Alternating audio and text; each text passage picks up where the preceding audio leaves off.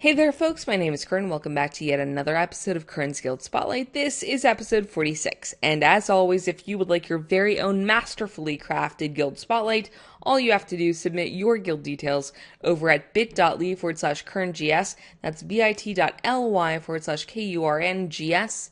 And I would be happy to create a Guild Spotlight just for you. Also, don't forget to check out my new guide site over at kurn.info, all about how to be a kick-ass guild master. All right, with that said and done, let's move on to the actual episode. Today's guild in the spotlight is Crisis Management. They are an alliance guild on the US Perenolde server, and you can find them at www.crisisguild.com. That's www.crisisguild.com, and the link is in the description below.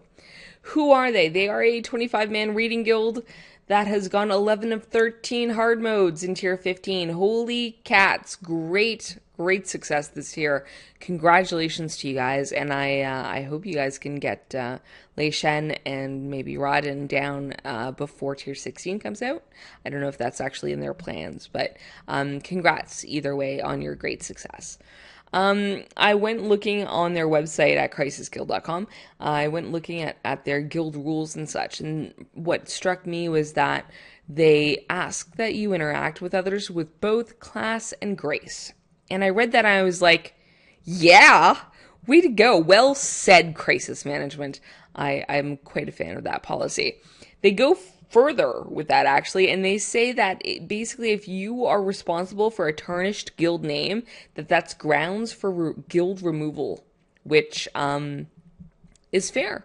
These guys take their reputation on the server and I guess in the game overall seriously. They take respect seriously, and threatening to chuck somebody out for tarnishing the guild name, that's a huge thing. Like, not a lot of guilds do that. So huge props from me to Crisis Management. Well done.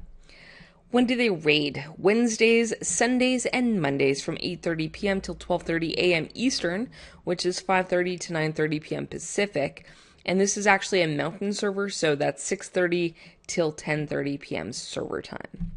What are they looking for? They're looking for a DPS DK, a feral druid, a boomkin, a hunter, a windwalker monk, and the ever-elusive resto shaman. Who isn't looking for a resto shaman or a warlock? Let's talk a little bit about Perenolde. It's a PvE and, as mentioned, MST server. 65,000 or so characters, with about 45,000 of them being alliance, so pretty well dominated, with about 21,000 horde characters.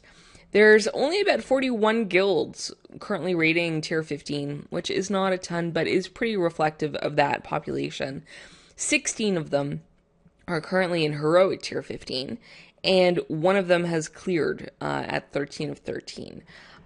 Crisis Management, therefore, is the number one 25-man guild, and the other 25-man guilds are nowhere near their level of progression. It's kind of, well, sad, really, because it's really just Crisis Management and then a whole bunch of 10-man guilds that are up there in the server rankings. But that said, Crisis Management is the number 2 overall guild on the server. Really, Crisis Management is looking for dedicated people who can put in 85% plus attendance on a long-term basis. None of this, show up for half a tier and then move on. No, they want people who are going to be there for a long time. Further, they want you to be situationally aware, and who can blame them? I mean, with all of the different kinds of fights that you see in WoW, there's generally fire or something that you should not stand in. They want you to not stand in it. They also really want you to be a reliable player. They want you to have a good gaming system. So no one with 4 frames per second should apply. They don't want you to be laggy or DCing. They want a good internet connection as well, and that sort of thing. They also want you to be focused. Their raid schedule is only 3 nights a week, but they expect to clear all content. So within your 12 hours a week, they really want you to go through and kill all the content that is available, which is completely doable, but really only doable if you're focused. As for teamwork, which is something else that they focus on,